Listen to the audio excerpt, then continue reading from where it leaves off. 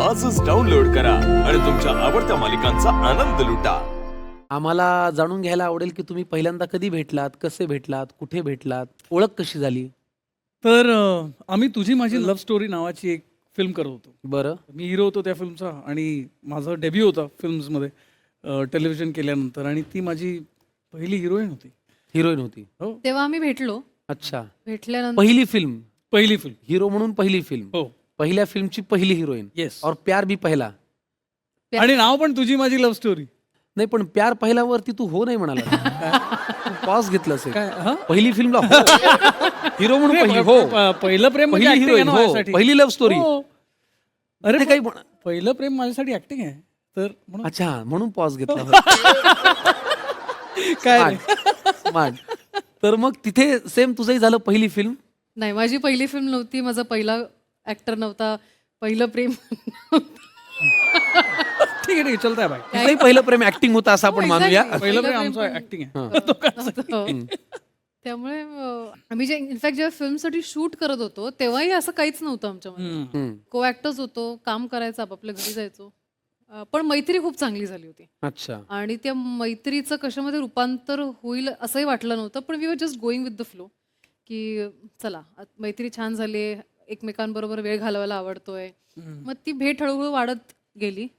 मग पहिल्यांदा कुठे लक्षात आलं तर एक दिवशी मला आठवत आहे की मी त्याला मेसेज केला की चल आज भेटायचं का, काय करतोयस का. तर तू केला? हा, हो तिने मला तर मी तर त्याचा रिप्लाय त्याच्यावर होता की अरे नाही, मला माझ्या फ्रेंड्सना भेटायला जायचंय. तर तिथे पहिल्यांदा मला राग आला की मी सोडून तुला तुझ्या फ्रेंड्सना भेटणं हे आत्ता प्रायोरिटी तुझ्यासाठी. तर मग तेव्हा मला कुठेतरी जाणवलं की अरे मला खरं तर जर फक्त मित्र असेल तर नाही भडकायला पाहिजे मी, किंवा असं वाईट नाही वाटायला पाहिजे. पण ते वाटलं आणि मग मग मी त्याला सांगितलं. मग चिडणं तर तुला माहिती आहे कसं असतं मुलीचं. 2 दिवस बोलायचंच नाही, मग 4 वेळा तो विचारणार की काय काय झालं, काय झालं, काय झालं. मग त्याच्यानंतर मग आपण सांगायचं. तर ते त्याच्यावरनं मग कळलं की काय. हा तिचा रिअलायझेशनचा पॉइंट होता. तुझा कोणता होता? माझं रिअलायझेशनचं पॉइंट का तो अजून आलाच नाही? तो अजून फ्लो मध्ये चालला. I am still in the flow. नाही नाही, इतकं प्रेमात आहे ना मी की तो पॉइंट कुठे होता मला ते कळत नाही. मला सासवायला येतं. अरे तुम्ही तुमचीच लव्ह स्टोरी सांगताना खदा खदा हसताय. अरे बरं मी सांगते त्याचा रिअलायझेशनचा पॉइंट जो असतो. क्या बात. सांग चला बघूया. मी म्हणजे बरोबर आहे की नाही मी सांग. हा, तू ते तोपर्यंत मी शिक्कामोर्तब कर. हा.